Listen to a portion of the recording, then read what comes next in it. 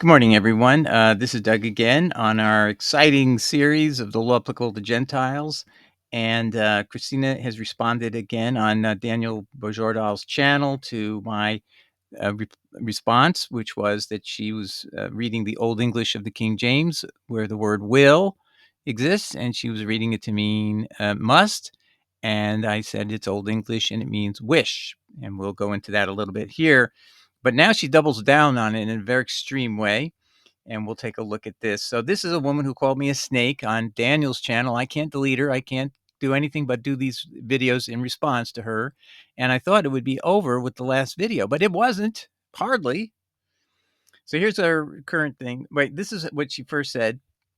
After calling me a snake, because I believe that, you must make a distinction that God makes between sons of Israel and sojourners. She doesn't believe that. There's one law for everybody. And it's reading this passage. One of these passages involved is Exodus 12, verse 48 to 49. She's reading it out of context. And so I'm going one by one over the one law, the verses that are used for one law. And this is the primary one. And Exodus 12, verse 48. And she actually used it too. And so she says, and it's very telling that you search the KJV of this verse and only came up with 4 instances, but then you cherry pick a WEB verse because it makes it sound optional.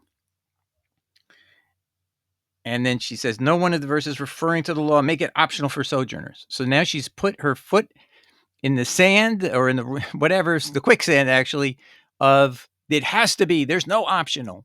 That can't be it. It can't be a wish or want of the sojourner to observe Passover. It's a must. They must do it. That's her whole argument. And that's how it started. So then I came back last episode and I said, well, if you take a look at Old English and you look at the King James, it says will keep, but that's written 400 some odd years ago. And at that time, it still meant it's Old English. So the verb will in the will keep derives from the Old English willin, meaning to want or wish. So that's what it's still in. It's still in Old English. And how can you prove that? Because you just have to go to look at the Bible Hub definition of the term. In Hebrew means wants to keep, not wish, not will keep, but wants to keep. So the real determinant isn't whether it's in will keep in the King James or not. It's what is it in Hebrew, and that will even tell you it's Old English, because if the Hebrew means want and there in Old English is being used in the King James, then that explains why it says will keep in King James. It says will keep here, but in Old English it means want or wish. So how does she respond to that? Listen to this. This is 19 hours ago. So when every other translation says shall keep, what does the complexities of Old English matter? Throw in a search for one statute and one ordinance if you have any desire to be sincere. Now, does she cite me anything? No. Okay. So she could have just simply said, here's another proof that it's mandatory. But she knows I'm going to crush all of those, because if you read, it's really only one more. It's atonement. If you want to do an atonement, you've got to do this. So she knows she can't even tell you what they are. She has to just smear me, because she's probably looked at it and knows it doesn't say what she thought it was going to say. But then she says the tone of your responses suggests that desire is nowhere in your heart. So instead of having a fair and reasonable conversation, she's just slandering me again.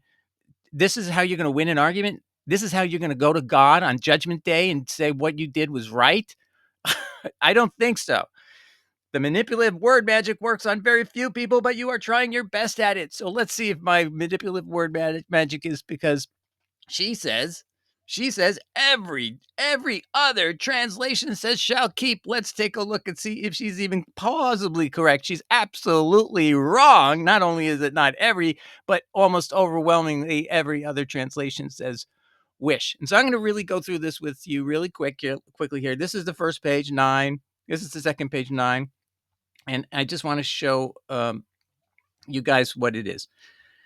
Exodus 12, 48. This is a Bible Hub. Anytime you want to look up a verse and see what all the variant translations are, here it is. A new NIV, a foreigner residing among you who wants to celebrate the Lord's Passover. That's if, Christina, that's if a foreigner wants to celebrate it. It's not a mandatory thing. New Living, if there are foreigners living among you who want to celebrate the Lord's Passover. Christina, that's not a mandatory thing. That's if they would want to do this. English Standard, if a stranger shall sojourn near you and would keep the Passover. If and would mean wish. Berean, if a foreigner resides with you and wants to celebrate the Lord's Passover, Christina, you can read English and you literally put on the internet something that is completely false. That every translation says shall. No, it's you're deceiving yourself and you're deceiving other people because you didn't do any research. I'm trusting that you didn't do any of the research. You just assume something that you is. This is what is so irritating when people put on the internet stuff they've never even looked at. It would have taken 2 seconds to look at Bible Hub. I don't get it. Now, here's the only one. I just kept it so you could see it. The King James says, will keep. Well, in Old English, it actually is still within the, it still means what it means. It means wants to or wishes to. So actually, I would include it in there because in that language, it's almost like we're translating the King James from Old English into current English. And if you do that, it's one of the, I should actually count it as 10 here, but we're having a dispute over what this is. So I'm going to leave it off to the side. I'm not counting it. The 9 or everything else. New King James. Now, why would the New King James correct it to my viewpoint? Because it's true. And when a stranger dwells with you and wants to keep the Passover. Did I make that up? Did I put these in here, Christina? Let's go on. Amplified. If a stranger living temporarily among you wishes to celebrate the Passover. See, it's not mandatory. So not every command in the law applies to a Gentile equally to a son of Israel. This verse proves the point. So you can't look away. You can't lie to yourself. You cannot delude yourselves, Christina, to just say I'm just going to throw it out there. And they all say it without looking, without testing. This is so irritating. Amplified. If a stranger wishes to celebrate the Passover, Christian Standard, if an alien resides you and wants to observe the Lord's Passover, Holman Christian, if a foreigner resides and wants to celebrate the Lord's Passover, if any contemporary English, if anyone wants this, who isn't this Israelite, wants to celebrate Passover, etc. God's word. Foreigners may want to celebrate the Lord's Passover. Good News Translation. If a foreigner wants to celebrate the Passover. International Standard. If an alien who resides with you wants to observe the Passover. Majority Standard. If a foreigner resides with you and wants to celebrate the Lord's Passover. New American Bible. If an alien residing among you would celebrate the Passover. Net Bible. Christina, are you getting the point? When a foreigner lives with you and wants to observe the Passover, he isn't mandated to do this. So the whole concept that this shag dog or shaggy dog, whatever that channel was, he was quoting it out of context, the next verse, to say all the Torah applies to all the sojourners, and that can't be true. The very verse he was citing contradicts him because this verse contradicts that whole premise, because this says it doesn't apply to the Gentile for Passover. It's if they want to do it, then they have to do it the same way as a son of Israel. We're not done. We got 2 more. If an alien who resides wants to celebrate the Passover to the Lord. Next, World English, the one I quoted initially because it's accurate. When the stranger lives as a foreigner with you and would like to keep the Passover to Yahweh, etc., he has to be circumcised.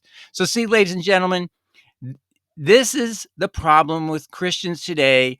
We heard something on the internet. We watched a video that convinced us because we didn't test it. We didn't go look up the verse.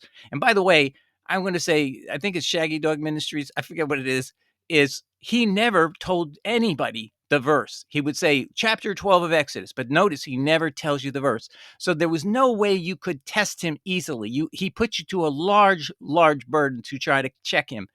So that's unfair. So what I think I try to do, and I think everybody who's exchanging should always say what she should have responded, she should have said this. They all say shall observe the Passover, right? Even though I've showed you that's false. But if she believes that, she's got to go get one verse and throw it in there. So I can test whether she's right, that she even has a belief that one of them does. But she would have then seen this whole list of 18 I just showed you on Bible Hub. And I would even count the King James as another one, because will in 1611 did mean wish in Old English. And that's proven by the fact that everybody knows the Hebrew means want to celebrate. It's not a mandatory duty to observe Passover. So here's where all the enlightenment could have occurred for her. And for all of you who believe that every law applies to Gentiles that apply to sons of Israel, this verse itself falsifies it. It isn't just simply that it's a wish. It means the Gentile is not mandated to observe something the sons of Israel have to. Right there, it's false. Every other verse she's going to cite, the one verse, there's only one extra actually, that's meritorious, that you have to look at out of context. It can be as misleading as Exodus 12, 49, if you read that out of context. So all of this is to say that people, please accept the impact of this. It tells you you are been misled by people who've used the one law verse in every other context too, because this verse refutes any concept that every law applicable to son of Israel applies to a Gentile, a sojourner. And how do we know that?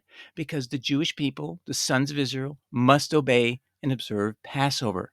And that's not true of the sojourner from this very verse when you read verse 48 and 49 together.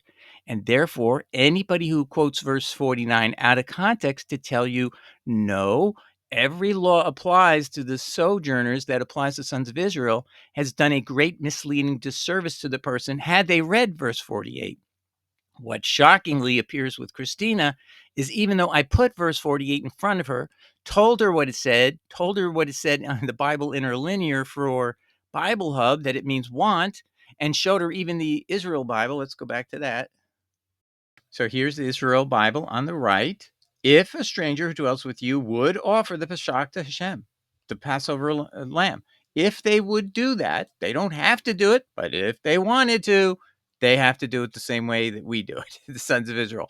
So, and again, on the left side, you have the definition, and wants to keep is the translation that is offered at Bible Hub for 12, verse 48. So it's not made up nonsense. It's the majority, the overwhelming majority of texts have it the way I've been saying, and that she's stating the absolute opposite. They all. Let's go back to what she says, and this is problematic. What does she say? I got to get it on the screen here. Hold on.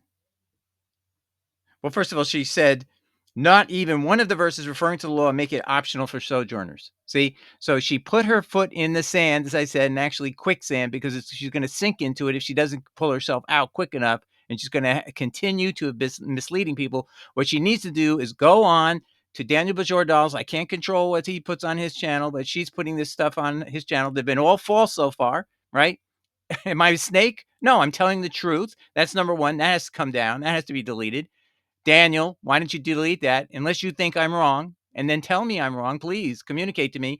And she has to, this post here has to be removed, because this is also false, because she says not even one of the verses referring to the law make it optional for sojourners. So I prove that's false, right? So that's another, I don't want to say she's lying, because she doesn't study, and she just makes assertions with no research, obviously. And then she says, let's see what she says here. Every other translation says shall keep. What does the complexities of Old English matter? Like, that's no big deal. Like, so what? The King James really meant wish. To me, that's ridiculous. So actually, she's saying the King James is the only Bible that says wish, while every other Bible she's saying says shall. So she's going to go with every other Bible. But of course, she didn't look, because there it is, 9:9:18 on the Bible Hub, where they put all the verses. So anyway, let's not. Let's read carefully in context whenever we are asserting something to other people. And worse than that is to make assertions that are false biblically, that there's not one verse referring to the law, make it optional for sojourners, until you've made, she looks foolish, frankly, to herself, I'm sure. And that's what's keeping her from correcting her doctrine. And that's the other thing. Once you say something, it makes you feel committed to it. And frankly, one of the things as an attorney I've always overcome is I don't care about whether I look foolish or not. If I'm wrong, I'm just going to say it, because I look more foolish. You look more foolish, Christina, holding on to lies that you said that you didn't know were false. But now, by holding and doubling down on lies that you said that I proved were lies, you look even triple foolish, because you won't apologize. You won't delete these texts. These are evil texts. They're false. They're slander. You need to remove them. Okay, that's all I'm going to say. God will judge between the two of us on the end of days, and I wouldn't want to be you, because this is so clear. It's not even a question. It's not even a question. You're wrong.